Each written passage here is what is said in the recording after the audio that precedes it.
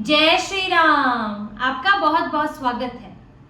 असदुद्दीन ओवैसी पिछले चुनाव तक राजद के लिए सिर्फ सीमांचल में एक चुनौती थे, लेकिन अब ओवैसी ने अपना दायरा मिथिलांचल और मगध तक भी बढ़ा दिया है और अभी हाल ही में उन्होंने सीमांचल और मिथिलांचल में कुछ सीटों पर उम्मीदवारों की घोषणा की है और बताया है मैं इन पर लड़ने वाला हूं और ये सीटें किस तरह राजद और कांग्रेस के लिए परेशानी बनने वाली है, ओवैसी का वहां पर उतरना, इस पर हम बात करेंगे आगे चल के। कौन सी सीटें हैं, क्या समीकरण है।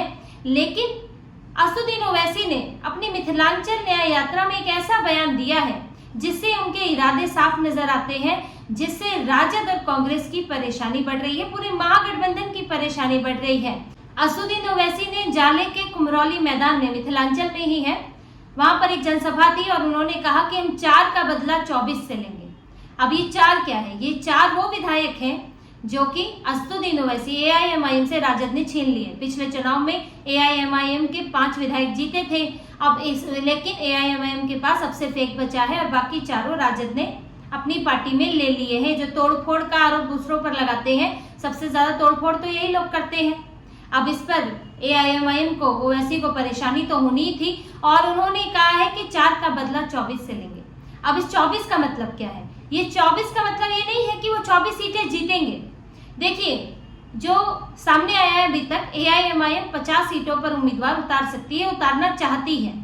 अब 50 में से 24 जीत जाए तो संभव नहीं है बिहार में ओवैसी के लिए, लेकिन वो 24 पर काम तो खराब कर सकती है और यही उनका इरादा है कि हम जीते, जितनी जीते वो तो अच्छा है, लेकिन बाकी राजद और कांग्रेस को हम चुनौती दें, क्योंकि वो बार बार गठबंधन में शामिल करने की बात कर रहे हैं। वो यही तो मुद्दों पर चल रहे हैं कि एक, मैं मुसलमानों का असली रहनुमा हूँ, मैं उनके लिए, मैं असली नेता हूँ उनका, जो उनके लिए सोचता हूँ। बाकी सब जो है दिखावा करते हैं, तो वो मुसलमानों को अपनी मुस्लिम पहचान से आकर्षित कर रहे हैं और उनके मुद्दों की बात कर रहे हैं।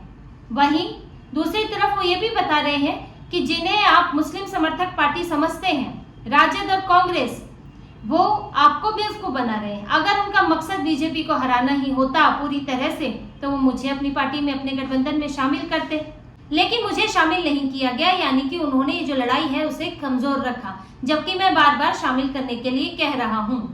अब राजद और कांग्रेस तो तुष्टीकरण कर करके खुद को साबित करने में तो लगे ही रहते हैं, लेकिन असदुद्दीन ओवैसी वो अपनी बात रखेंगे, क्योंकि उन्हें राजद और कांग्रेस के खिलाफ चुनाव लड़ना है, ना कि बीजेपी के खिलाफ चुनाव लड़ना है। और यही बात वो हर बार हर जगह कह रहे हैं। अब उनका टारगेट सीमांचल से बढ़कर मिथिलांचल भी है। सीमांचल में तो 24 सीटें हैं और मिथिलांचल में 60 सीटें हैं और यहाँ पर भी मुसलमानों की आबादी 20% से ज्यादा है। कई इलाकों में तो ठीक ठाक आबादी है जो कि 30% तक भी पहुंचती है।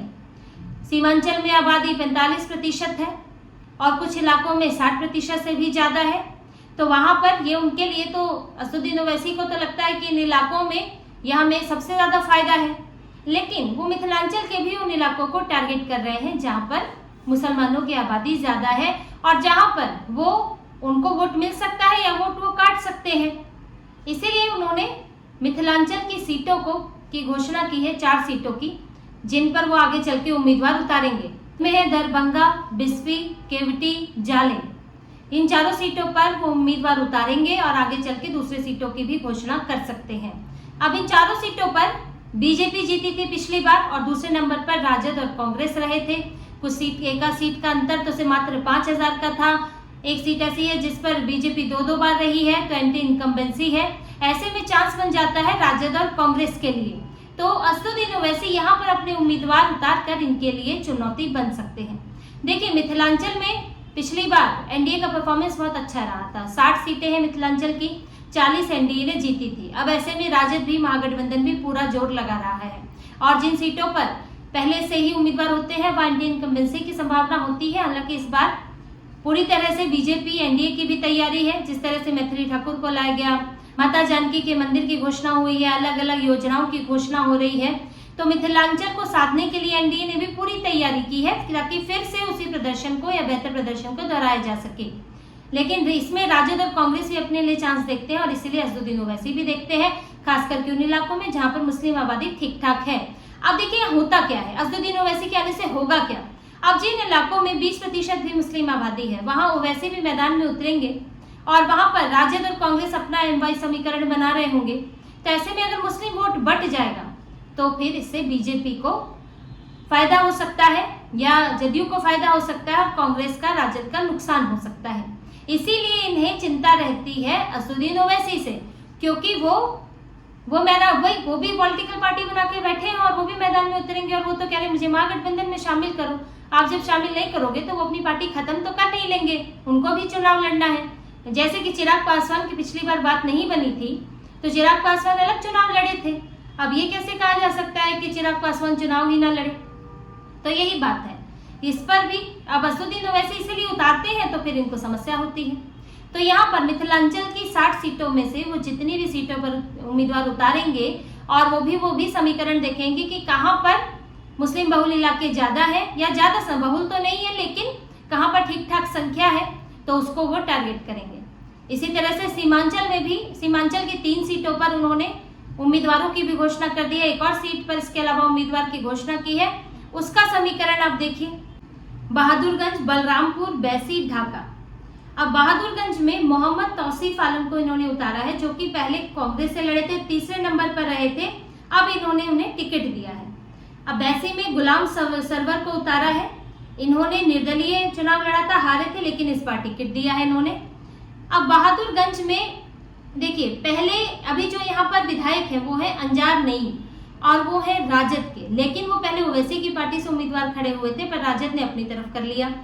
बलरामपुर जो कटिहार में आती है उसमें इन्होंने माले के महबूब आलम अभी जो है वो विधायक है और अब यहाँ से ओवैसी अपना उम्मीदवार उतार रहे हैं। बैसी में AIMIM है, ढाका जो कि पूर्वी चंपारण में पड़ती है वहां बीजेपी है। तो असदुद्दीन ओवैसी ने बिहार चुनाव के लिए कमर कस ली है, सीमांचल वो छोड़ने नहीं वाले हैं और दूसरी जगहों पर भी अब पांव पसार रहे हैं। इसी में ही मगध की बात आ रही है, मगध में 26 सीटें हैं जिसमें से 20 सीटें पिछली बार महागठबंधन ने जीती थी और 6 सीटें NDA के पास आई थी। अब यहाँ पर भी कुछ सीटों पर असदुद्दीन ओवैसी उम्मीदवार उतार सकते हैं, जिससे कि अब राजद जो चाहती है, महागठबंधन चाहता है कि हम परफॉर्मेंस को दोहराएं फिर से, तो ऐसे में उनके लिए मुश्किल हो सकती है जो सीटें भी AIMIM अपनी तरफ से जिन पर उम्मीदवार उतारेगी। अब असदुद्दीन ओवैसी के लिए इस तरह से हो गए हैं कि ना निगलते बन रहे हैं ना उगलते बन रहे हैं, उनके साथ भी नहीं आ सकते क्योंकि जगह ही नहीं है महागठबंधन में। और कांग्रेस जो यहाँ कह रही है कि सांप्रदायिक पार्टी है, हालांकि कांग्रेस का तो अलग ही खेल चल रहा है। तेलंगाना में ओवैसी के साथ फ्रेंडशिप चल रही है, वो एक अलग कहानी है, इस पर भी मैं एक वीडियो बनाऊंगी कि तेलंगाना में जुबली हिल्स के उपचुनाव जो है उसमें कांग्रेस कैसे ओवैसी के साथ दोस्ती कर रही है, वो अलग कहानी है।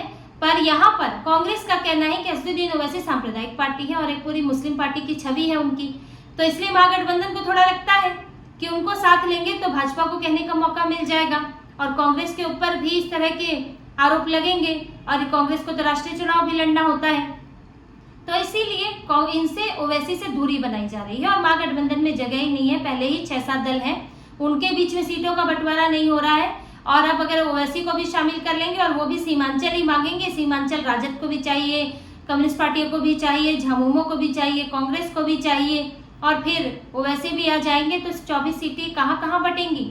और वैसे भी उन 24 सीटों पर पिछली बार 14 पर तो NDA ने ही जीत हासिल की थी, तो इनके लिए तो सीमांचल के अगर मुस्लिम बहुल इलाकों को छोड़ दे तो बाकी जगह वैसे ही मुश्किल हो जाती है, इसीलिए ओवैसी के साथ बांटने को तैयार नहीं है और ओवैसी इसी को ही चुनावी मुद्दा बना रहे हैं। साफ उनका कहना है कि ये लोग सिर्फ मूर्ख बनाते हैं, ये लोग आखिरकार है तो हिंदू नेता ही है और पार्टी में अधिकतर हिंदू ही है, तो आप हमारी पार्टी को चुनिए, आपका नेता मुसलमान होगा, हमारी पार्टी में मुसलमान है, मुसलमानों को हम टिकट देते हैं, तो ऐसे में आपको हमें ही चुनना चाहिए और इनकी नीयत में खोट है इसलिए हमें शामिल नहीं कर रहे हैं। तो असदुद्दीन ओवैसी जिस रणनीति के साथ चल रहे हैं उससे राजद की परेशानी बढ़ रही है, कांग्रेस की परेशानी बढ़ रही है और वो कितनी सीटें जीतेंगे, 5 की संख्या बढ़ा पाएंगे या घट जाएगी, ये तो चुनाव में ही पता चलेगा। लेकिन ये तय है कि वो जितनी भी सीटों पर उम्मीदवार उतारेंगे वहां पर वो वोट जरूर काटने वाले हैं और जिसका सीधा असर राजद और कांग्रेस और पूरे महागठबंधन पर ही पड़ेगा। तो इसी तरह की और खबरें और विश्लेषण आपके लिए लाते रहेंगे, हमसे जुड़े रहिए, सब्सक्राइब कीजिए, कमेंट कीजिए। बहुत बहुत धन्यवाद। जय श्री राम।